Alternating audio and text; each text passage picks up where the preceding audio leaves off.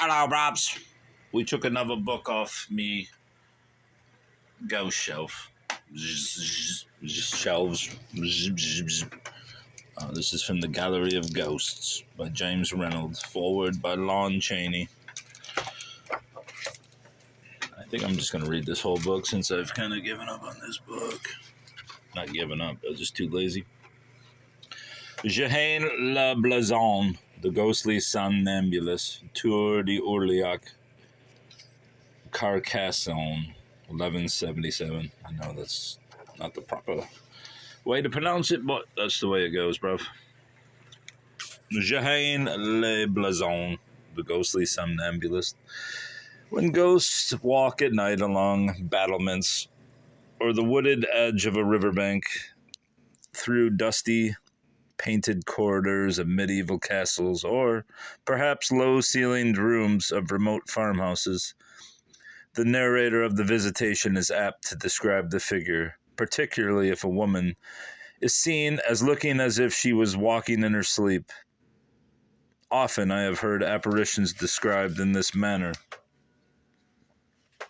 The slow, measured step, the light, almost floating movement peculiar to ghost, naturally heighten this sleepwalking effect. In the story I am about to relate, the ghostly somnambulist is a woman who lived in the almost legendary time when Richard I of England spent most of his days at his duchy of Aquitaine in France, planning wars. Roughly this period encompassed the years 1177 through 1198. The woman was known as Jehane la Blazon.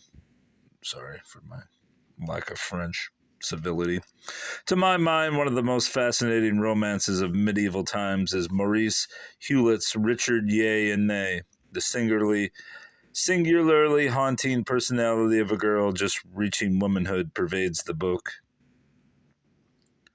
Like the song of a troubadour, Hewlett describes her tall as the willow, tawny-haired, tawny-eyed. In his story, the girl is called Jehane of the Fair Girdle. Although, maybe it's Jehane. Jehane. She got a tattoo on her hip. Although Jehane occupies no remarkable place in history, she apparently held high place in the vacillating affections of Richard Plantagenet as long as she lived, though mostly as a memory. For in the songs of the troubadours who ranged the leafy lanes of Aquitaine, Angoulême, and Poitiers, legion are the references to the golden Jehane, Jehane la Belle, Jehane la Rose Dorée, and so on. I'm worse than Pepe Le Pew. True, there were many other Jehanes in France, particularly in court circles. The spelling Jehane was fashionable until the 17th century, when it was changed to the present spelling Jean. It is fairly safe, I believe, to assume that this was Jehane de la Sainte-Belle, to whom the poets refer. For any woman idolized by flamboyant, immensely popular Richard, maybe it's Richard, Duke of Aquitaine, as Jehane from Saint-Pol appears to have been, would be eulogized by troubadours in song and poetry to gain a smile of pleasure from the Duke. To enhance the background of this tale of medieval love and tragedy, so frequently intertwined, a resume of the brilliant personality of Richard I and the court surrounding him at Aquitaine seems in order. Immensely tall, golden-haired, quick to laugh, even quicker to roar and rage, vacillating to an infuriating degree, paramount in the list of love-making, popular with his soldiers to the point of infatuation. All this was Richard Plantagenet. He was born in 1157 in Aquitaine, the duchy held as dowry by his indomitable mother, Eleanor, Duchess of Aquitaine. At the age of 16, Duke of Aquitaine in Normandy, court of Anjou were only a fraction of his titles. Each fief was equal in political importance and revenue to a small kingdom. At the courts, he kept a company of young knights for the eternal jousting tournaments that occupied so much of his time, as well as the finest armorers, tailors, embroiderers, and jewelers in France. The King of France could boast of nothing in comparison. Perhaps Richard's imagination reached its peak in his choice of poets and troubadours. The provincial method of expression, much favored by Richard himself, who gave way to none as chansonneur et poet, was called langue d'oc. I don't know how to say that. Pardon for my Pepe Le Pew'isms. In this, the madrigal, favorite of Richard, reached brilliant heights when the language of love is expressed. The northern troubadour sang in langue d'or, which is more robust, dealing in warlike themes, the rescue of fair damsels from ogres and dragons. Of the users of the former style, the most celebrated were Richard himself, the Fouquet of Marseille, who rose to the bishopric. What the hell are these words? Of Toulouse, Bertrand de Born, Raymond de Merival, and Arnaud de Marolles. Of the northerners, a jongleur named Bernard de Ventadour, skilled in dancing, singing, and acrobatics, was prime favorite at the court of Richard's Chateau Galliard on the Seine. At Chateau Galliard, the famous tourneys of love and roses were held. It was at one of these feasts that young Richard saw Jehane de Saint Pol for the first time. She was the daughter of a petite noble, who was actually the custodian of a garrison for outpost soldiery. In the pay of Richard to warn him of activity in the armies of the King of France, the young warrior of Chateau Galliard kept a watchful eye on the activity.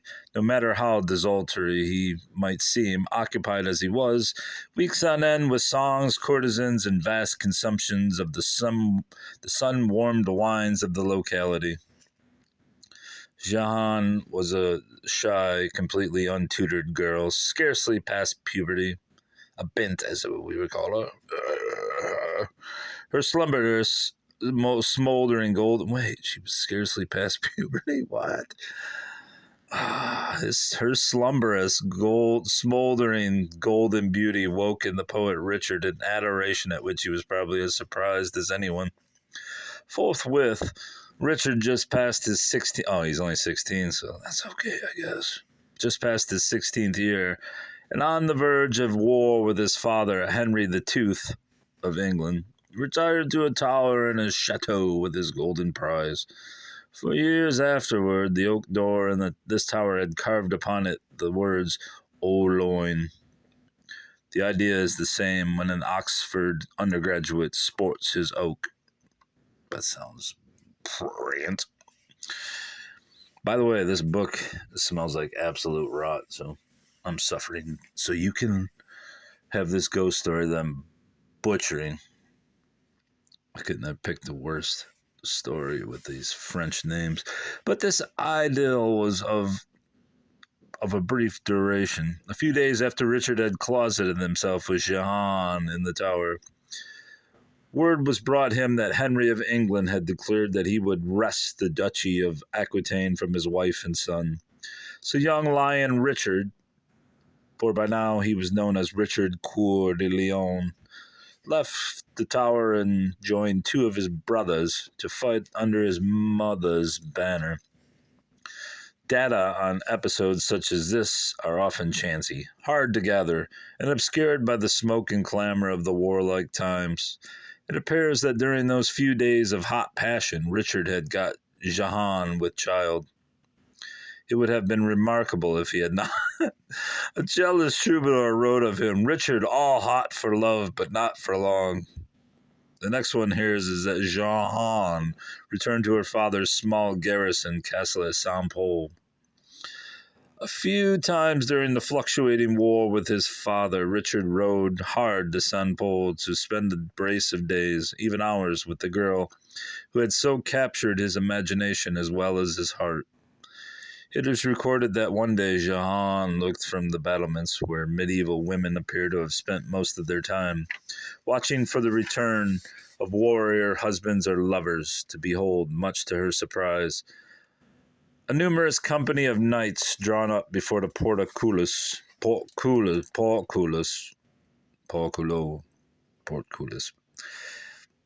embarrassing.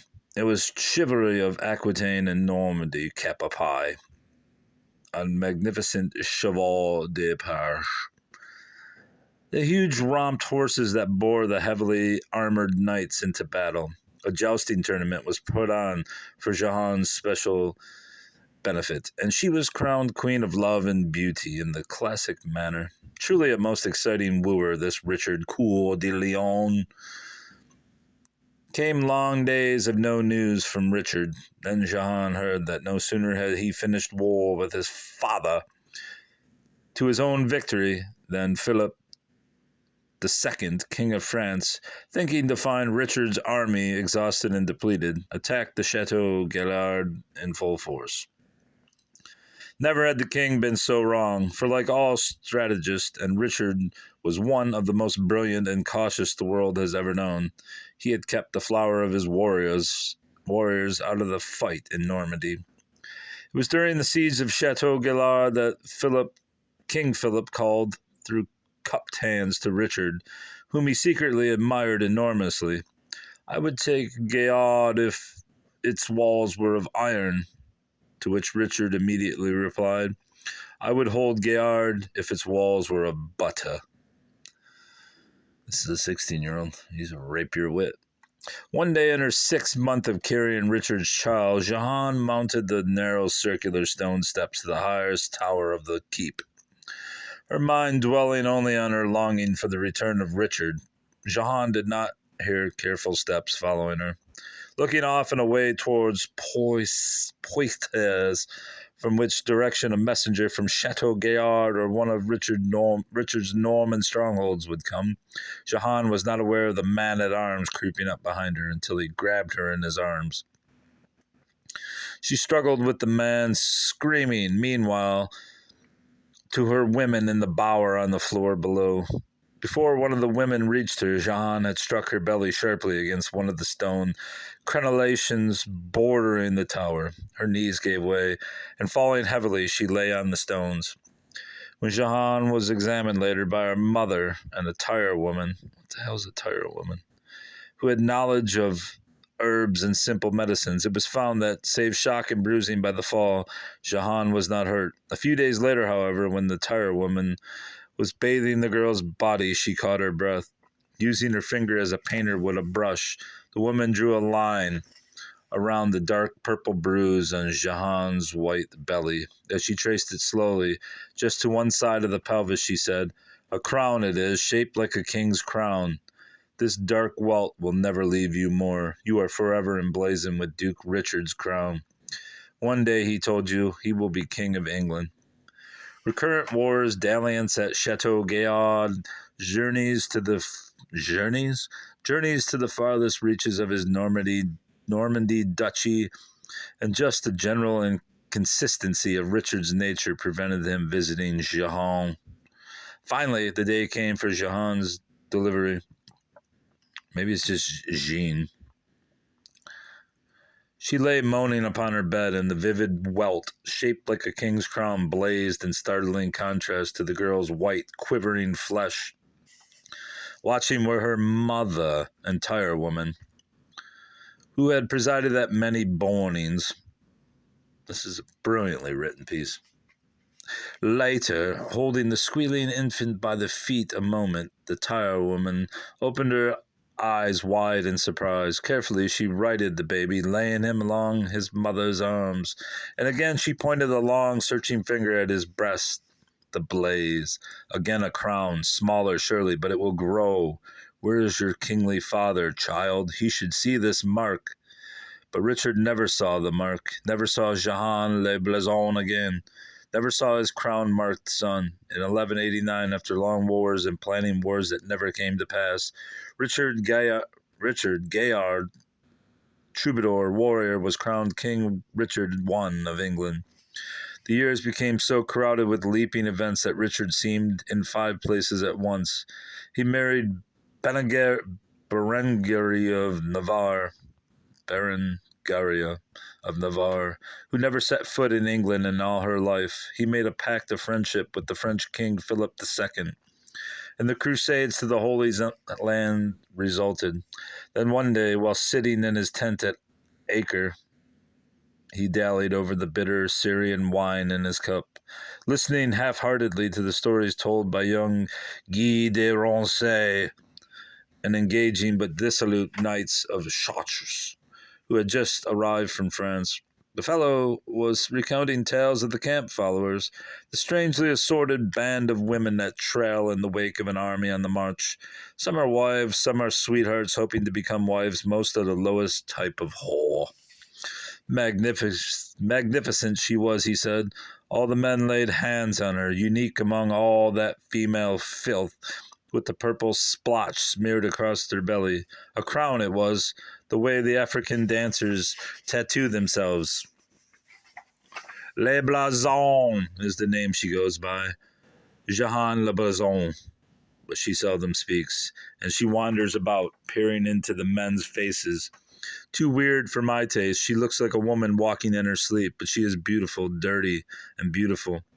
While Guy de Rancé had been talking, the restless mind of Richard had focused on one word, Jehane. There were thousands of Jehanes in France. Probably many were camp followers, never having heard of the purple blaze in the shape of a crown that marked the belly of his Jehane le Rose d'Ori, as Bernard de Camegnon had sung of her. He could not at first place the woman described. Then turning to the narrator, Richard said quietly, "Describe this woman more fully. Is she tall? Is her hair like ripe wheat? In the fields of St. Paul, are her eyes slow to open, slower to move, and do they match the tawny color of her hair? Is her voice low, murmuring as a brook? Is she all delights in one? Answer me!" And the strong-hearted Richard laid his head upon his arms and wept. Yes, the strangely quiet woman who drudged over miles of quagmire or sandy roads as the weather varied. As the terrain changed was all these things. All delights in one, Richard had asked, but strange were her habits of appearing, then disappearing for long periods of time. One night she would wander among the campfires of Count Paul de la Corde's encampment before Givieres. A week later, one would hear of staring, unsmiling Jehane le Blazon, lying with the men camped outside Montfort. In all the drab company of wreckage that milled eternally about these campfires, it was one woman only the men remembered, sang her praises to a lifted cup, Jehane, the blazed one. One night, hot and stifling, the guard on watch at Tour d'Orléac, in the most ancient part of the wall surrounding the town of Carcassonne, was uneasy. Another glass of wine was in order. He would just wait. What was that? A woman walking in her sleep along the Chailly road, and barefoot, too. Slowly, the tall woman, on whose hair the waning moon shone as if on a casque of beaten gold, moved toward the guard. No, she was not asleep. He could see that now. Coming up to the man, Jehane le Blazon asked him for a glass of wine. "I have walked far today, my child. A boy died yesterday. I buried him at Saint-Gilles-de-Petit-Bourg. May I rest here? I must never be far from his grave. He may call for me." The man crossed himself. She was mad with grief, perhaps. One had best humor her. Next day, a baker, Master Corneau, in the small bakery outside the gates of Tour d'Orléac, followed Jehane to knead his loaves. The handsome golden woman continued to work, always silently, in the bakery of Master Corneau. Each evening at sunset, she tucked her apron into a leather girdle she wore about her slender waist. Jehane de la ceinture belle, the poet sang once, long ago. So silently did this woman move about her duties and walk the few miles each night to and from Saint-Gilles-de-Petit-Morgue that she seemed hardly to dwell at all among the Carcassones. A nod of the head, but seldom a word, was her greeting on her answer to a question. La somnambule, boo somnambule. The peasants whom she passed on the road called her for the slow, lightly balanced way she moved with her hands, a shade forward, as if to ward off an imagined attacker, her eyes staring straight ahead. What, the people wondered, went on in the mind behind those shuttered golden eyes? For years, Jehane lived her quiet life, sheltered at night in a small room in the attics of Master Corneau's house, which was built against one wall of the fortifications of Carcassonne, just when the guard tower of the Orleac gate rose. At the back of the attics, Jehane had found a small trapdoor through which she could lift herself onto the battlements. There she went after each nightly pilgrimage to Saint-Gilles-de-Petit-Morgue. Often passersby on the road below the tower watched the woman Jehane pacing the battlements, stopping every few strides to peer across the fields toward La Presse, and beyond that to Chateau Galliard. Ho ha! They would mutter. La Somnambule roams tonight. One day, Jehane did not appear at the bakery. Early in the first dawn for her loaves, always before she had the kneading done before Corneau appeared. After a period of fuming that his loaves would be late, the baker went in search of her. As quietly as she had lived, Jehane had died, sometime during the night in the narrow attic room. Carcassonne has a famously long and stirring history. Many murders and passion, assassination for power and fortune have taken place within its many towered walls. Tour Wisigoth, Tour de la Pere, Tour du Sacré Saint Cernin, Tour du Moulin de Var, Tour Ronde. I mean, could they have given me more difficult words? Who is this guy that wrote this? Tour dit de la Inquisition and Tour de Grand Burlas are only a few of them. They number 45. Many ghosts must prowl and clank about the hundreds of miles of passages crisscrossing this wondrous town like a giant in netting. But it is the somnambulist of Tour d'Orléac and her night-long pacing of the battlements that captures my imagination more than any of the other ghosts known in Carcassonne. She is said to appear usually in summer, to pace nightly for a period of a fortnight to a month. She is seen at sundown, and cloudy she is at times, a greenish-blue in color at other times, full-bodied as she was in life, tawny-haired and dressed in the dun clothes of a peasant. One extremely odd thing about the ghostly somnambulist, and it is in the outstretched arms, positions of a sleepwalker, that watchers say they see her at all times, is the fact that people record having passed straight through her, as if through smoke or fog. Professor Perrier, holding the chair of historical legends at the University of Montpellier, told me that in his travels, when he was gathering data on ghostly phenomena, he had tried 3 times to match visits with those of Jehane le Blazon at Tour d'Orléac. Finally, he succeeded. For 10 nights in succession, he saw the somnambulist walk and pause on the battlements in her eternal watch for the return of Richard Coeur de Lion. Purposely placing himself in the middle of the narrow stone runway, flanked by slimy gutters, he waited. As the figure approached, arms outstretched, eyes open, staring straight ahead, he stood firm, giving not an inch. She passed through him and walked on. It was like mist passing, Perrier said. Mist with a faintly earthy odor of mold and decay. Wow.